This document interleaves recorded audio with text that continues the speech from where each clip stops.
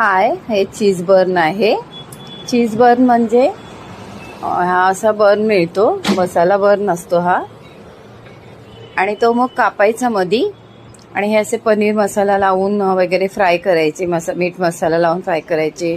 हे लसूण अगदी बारीक करून ती बटरमध्ये थोडीशी बटर पातळ करून त्याच्यात मिक्स आणि त्याच्यात मिक्स हब टाकायचे, चिली फ्लेक्स टाकायचे आणि ते असे हा पाव कापून, हा बन कापून त्याच्यामध्ये ते आपण केलेले पनीर भरायचे.